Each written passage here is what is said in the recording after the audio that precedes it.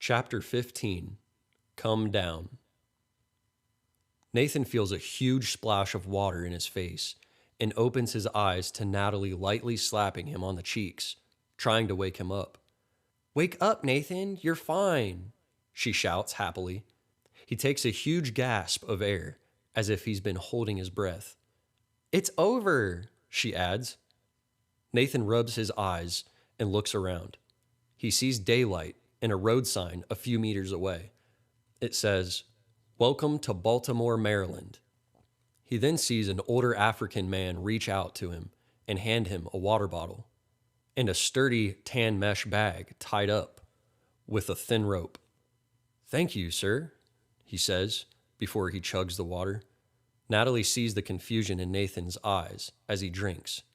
She explains, "Nathan, this man found us taking a rest on the side of the road about 20 minutes ago. He's a taxi driver and he offered us a ride here to this hotel so we can rest. You'll never guess who he is." The man speaks to him. "Open the bag, Nathan," he says. Nathan opens up the mesh bag. He pulls out the towels. They're his grandfather's hand towels. "At last," Nathan says quietly. "My grandpappy's towels." This is a big moment for Nathan. Natalie explains to Nathan that while she was waiting on him at the last rest stop, she heard on the radio that police were searching for the stolen car they were driving, so she wanted to abandon the car.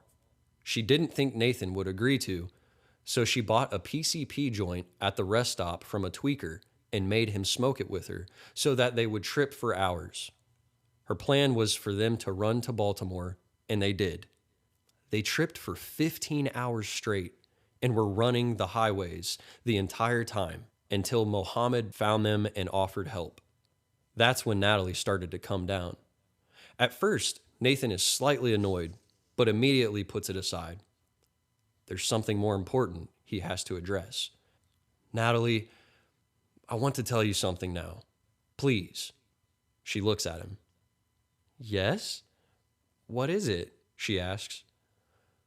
"Listen, I know you're kinda with Ryan still." He hesitates. "But She smirks at him. She's slightly blushing.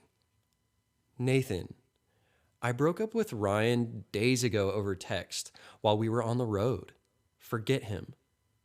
I know what you're getting at. I just wanted you to be the one to initiate it. And I knew you were going to tell me right before we smoked that PCP. But I wanted to make sure."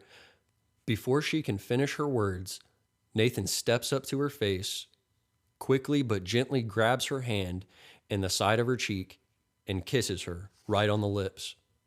Butterflies swarm her heart as they stand there and melt together with love.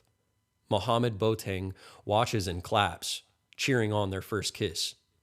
"I don't want to come back down from this cloud," he exclaims, chuckling sweetly while he rejoices their love. "Nathan, I'm exhausted," Natalie says, looking him in the eyes. "Me too, baby. Let's go to sleep."